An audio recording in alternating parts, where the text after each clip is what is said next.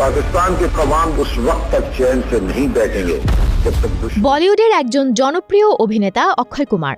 তার ক্যারিয়ারে তিনি অসংখ্য হিট সিনেমা উপহার দিয়েছেন, কিন্তু সম্প্রতি তার একটি সিনেমা নিয়ে বিতর্ক সৃষ্টি হয়েছে।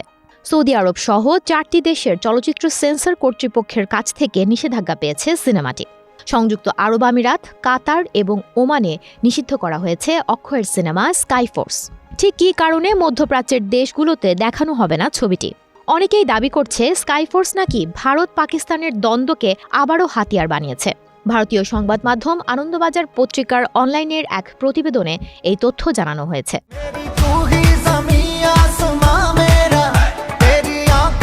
ভারতের স্বাধীনতার সময় থেকেই দুই দেশের বৈরিতা। সেই দ্বন্দ্ব এই ছবির মধ্য দিয়ে মধ্যপ্রাচ্যে ছড়িয়ে পড়ুক তা চাইছেন না ওই অংশের দেশগুলো। তাই ছবিটি দেখানো ভালো হবে না বলে মনে করছেন তারা। এমনটাই জানিয়েছেন ছবির সঙ্গে যুক্ত নাম প্রকাশে অনিচ্ছুক এক ব্যক্তি।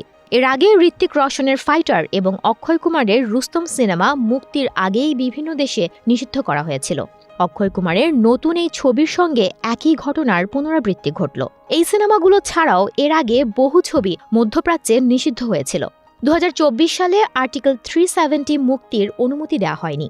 2023 সালে দীপাবলিতে মুক্তি পাওয়া ছবি টাইগার 3 কুয়েত, ওমান এবং কাতারে নিষিদ্ধ করা হয়েছিল। 2022 সালে বিজয় থালাপতি অভিনীত বিস্ট কাতার এবং কুয়েতে নিষিদ্ধ করা হয়েছিল শুধুমাত্র পাকিস্তান এবং সন্ত্রাসবাদকে তুলে ধরার কারণে।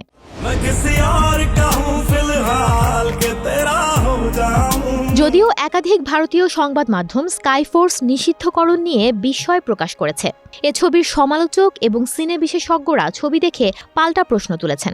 তাদের দাবি স্কাইফোর্সে নিষিদ্ধ করার মতো উগ্র জাতীয়তাবাদ দেখানো হয়নি। এমনকি সম্প্রতি কোনো হিন্দি ছবিতেই এই ধরনের কোনো বার্তা বা দৃশ্য দেখানো হয়নি। ফলে পশ্চিম এশিয়ার এই নিষেধাজ্ঞা বিরাট বিস্ময়। ছবিটিতে অক্ষয় কুমার ছাড়াও রয়েছে সারা আলী খান, নিমরত কর, শরৎ কেলকার।